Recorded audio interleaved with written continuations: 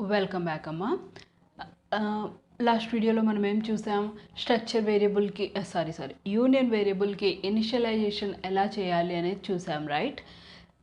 Initialisation లాగే మీరు స్కాన్ఎఫ్తో values ఇవ్వాలనుకున్న అన్నీ ఒకేసారి వాల్యూస్ ఇవ్వలేరు. స్కాన్ఎఫ్లో ఇక్కడ %s, %d, %f అని పెట్టి అన్ని వాల్యూస్ ఒకేసారి ఇవ్వలేరు. Address of b1.name, address of b1.pages, address of b1.price ఇట్లా మీరు ఇవ్వలేరు. ఎందుకు? అక్కడ కూడా సేమ్ ప్రాబ్లం కదా. అన్ని వాల్యూస్ ఒకేసారి మీరు ఇస్తే ఎక్కడ స్టోర్ చేసుకుంటుంది అది? Not possible. కాబట్టి స్కాన్ఎఫ్తో ఇవ్వాలనుకున్న అట్ ఏ టైం ఒక్కొక్క మెంబర్ ఎలిమెంట్కి మాత్రమే వాల్యూ ఇవ్వాలి. Enter value for name, scanf use చేయండి, అక్కడికక్కడే దాన్ని ప్రింట్ చేసుకోండి. ఎంటర్ వాల్యూ ఫర్ పేజెస్, స్కాన్ఎఫ్తో ఇన్పుట్ ఇవ్వండి, అక్కడికక్కడే ప్రింట్ చేసేసుకోండి. ఓకేనా? సో ఇనిషియలైజేషన్ అయినా స్కాన్ఎఫ్ అయినా అన్ని వాల్యూస్ ఒకేసారి ఇవ్వడం నాట్ పాసిబుల్. చూడండి, ఇక్కడ సేమ్ యూనియన్ని తీసుకున్నానమ్మా. ఇక్కడ లాస్ట్ వీడియోలో ఏదైతే యూనియన్ తీసుకున్నానో సేమ్ బుక్ అనే యూనియన్. ఒక వేరియబుల్ని కూడా క్రియేట్ చేసుకున్నా. నెక్స్ట్ ఫస్ట్ నేను నేమ్కి వాల్యూ ఇద్దాం అనుకుంటాను. అప్పుడు ఎలా ఇస్తారు? printf \n enter book name ఒకటి మాత్రమే ఇవ్వాలా, ఇంకొక అంటే నేమ్, ప్రైస్, బుక్ డీటెయిల్స్ అని ఇవ్వలేరు. ఓకేనా? scanf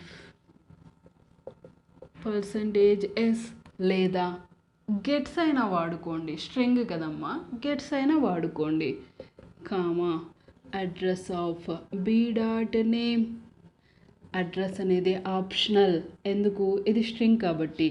దీని బదులుమా ఏం రాసుకోవచ్చు మీరు? Gets b.name. సింపుల్గా అయిపోతుంది, స్ట్రింగ్ కదమ్మా. ఈ స్టేట్మెంట్ బదులు ఈ స్టేట్మెంట్ రాసుకున్న రైట్. నెక్స్ట్ ఇక్కడికి నేమ్ని మీరు ఇన్పుట్ ఇచ్చేసింటారు. నెక్స్ట్ వాల్యూ ఇన్పుట్ ఇస్తే నేమ్ అనేది ఓవర్ రైడ్ అయిపోతుంది కాబట్టి దాన్ని ఇక్కడే నేనేం చేసుకుంటానా, ప్రింట్ చేసుకుంటానా. \n book name is equal to %s, దేంట్లో స్టోర్ అయింది అది? b.name.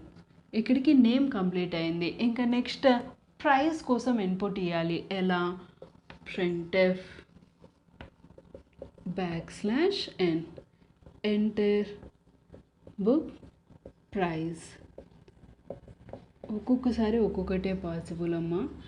scanf %float కదమ్మా, f అడ్రస్ ఆఫ్ b.price, ఆ ప్రైస్నే ఇక్కడ నేను ప్రింట్ చేసుకుంటాను. printf \n book price is equal to %f, b.price. Get ch పెట్టేయండి, మెయిన్ని క్లోజ్ కూడా చేసేయండి. ఓకేనా? సరేమ్మా.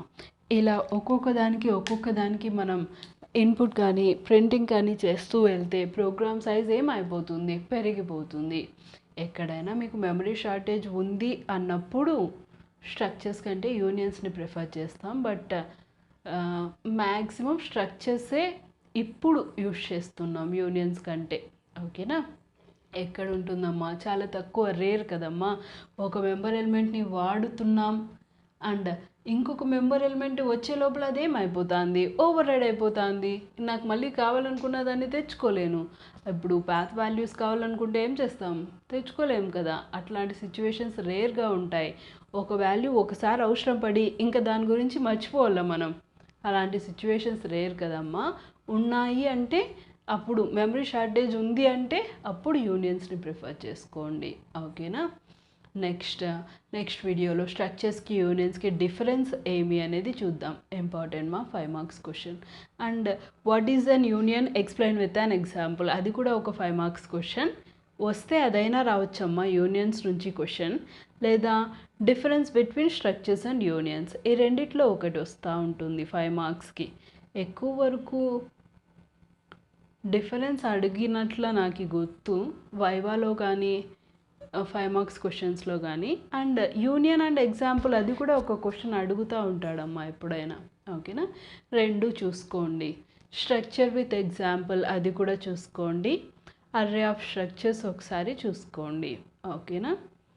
అంతేలేండి. స్ట్రక్చర్ పాయింటర్ సి వరకు అవసరం లేదు, డేటా స్ట్రక్చర్స్లో చూసుకోండి. సరేమ్మా, నెక్స్ట్ వీడియోలో difference between structures and unions అనే ఒక కాన్సెప్ట్ని చూద్దాం.